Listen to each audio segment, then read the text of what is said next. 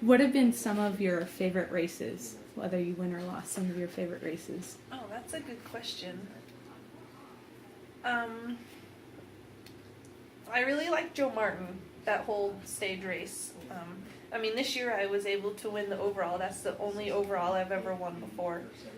But I liked it even the first year I did it in 2006. It's a nice race. I liked Tulsa Tough 3 crits in a row. There was really good money, good courses. We had stayed at a fantastic host house. I like races that have really nice time trials, obviously. When we used to do Tuna, and it had a very short prologue, it had, I think, 18 corners in like 4 miles.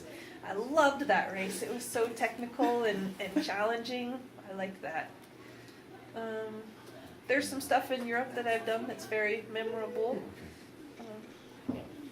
How about some of your least favorite races? Those would have to be pancake flat 4-cornered criteriums.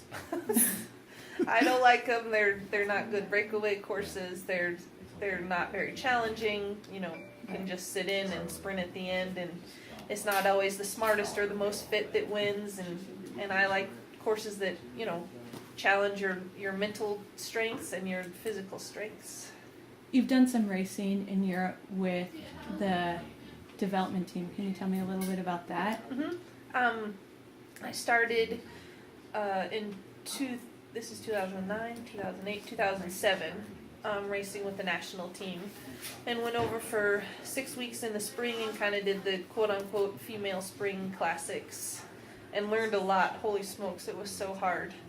But it taught me so much about, pack handling and trying to save energy where you can. Because in the U.S. you can kind of be a little unsmart about where you expend your energy and you can get away with it. But in Europe you can't. You got to know when to sit in the pack or how to draft or, bike handling skills when you want to keep your spot in the peloton, and racing on cobbles and the crowds. And that was so cool. I went back in that July and did the women's Giro.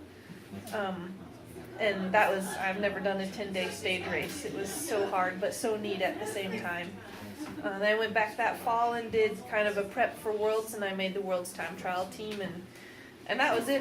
My third year racing, I had made my 2 goals that I ever set out for myself racing was to race the women's Giro and do Worlds. So then last year I decided, if I'm going to do this, let's take the next step to Europe, and I raced with the national team all year.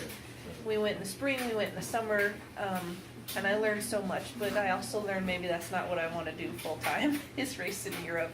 There's no money and you get your ass kicked all the time, but what I learned, it has been invaluable to being able to apply it to this season. What makes Europe different? Are there more women riding, or is it that there's more support and so the women who do ride are more competitive? I would say it's just the depth. Here in the U.S., at my talent and ability, there's maybe only a handful of girls that can compete. But in Europe, at my ability, there's probably 20 to 30 girls. And, 30 girls just a little bit less fit than I am.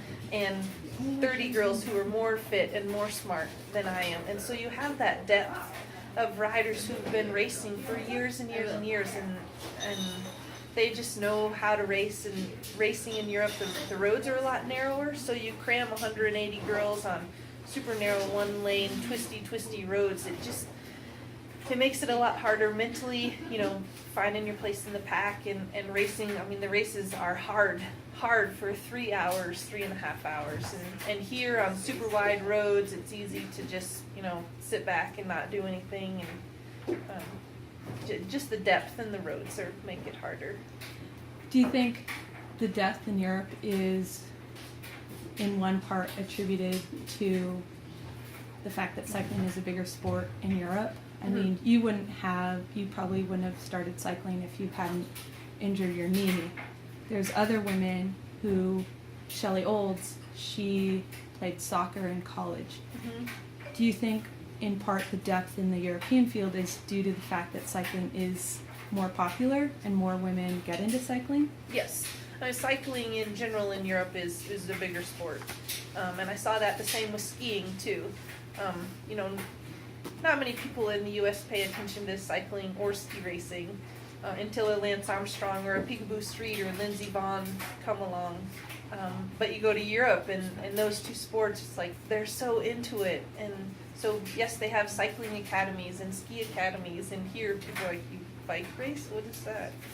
So, yes, more people want to do it. And it's a big geographical area that can come race in Europe.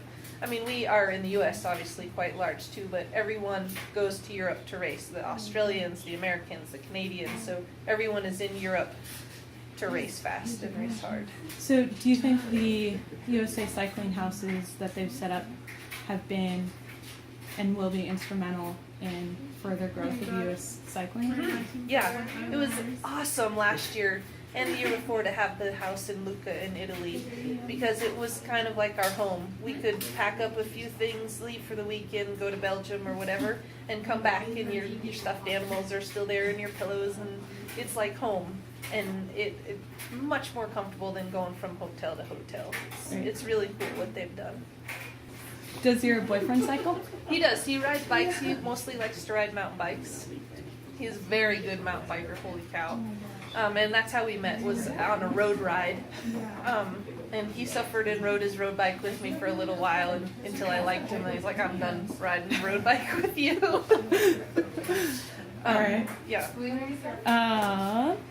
So you have a sister, is she older or younger? Mm-hmm. She's older, she's 9 years older. Okay. And she has 2 daughters. They live outside of Vail, Colorado. Okay.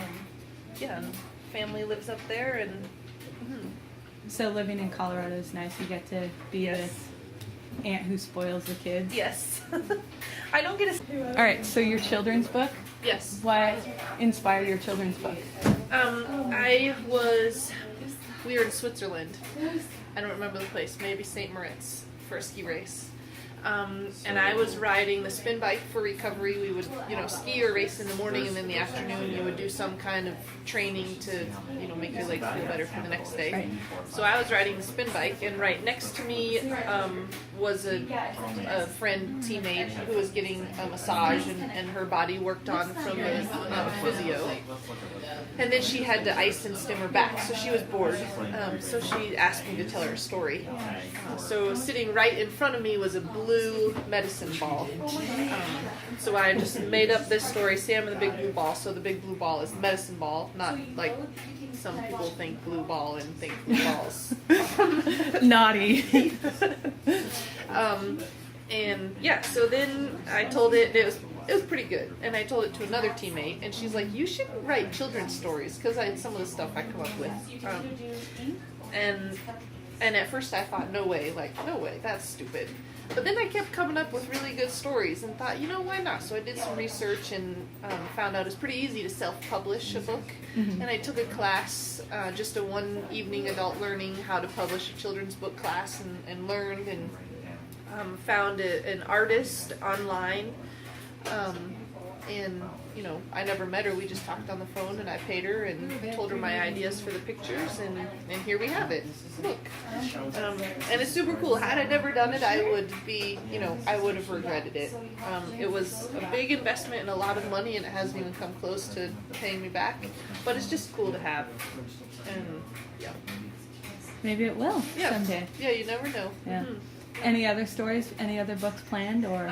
I have a better story that I like much better. You do a book and you learn from it. So it's a Christmas one, and it's really good, and I already have written it out and it's printed and everything, but it's expensive. And until either I earn money to help pay for a next one, or this one sells and pays for another book, then no.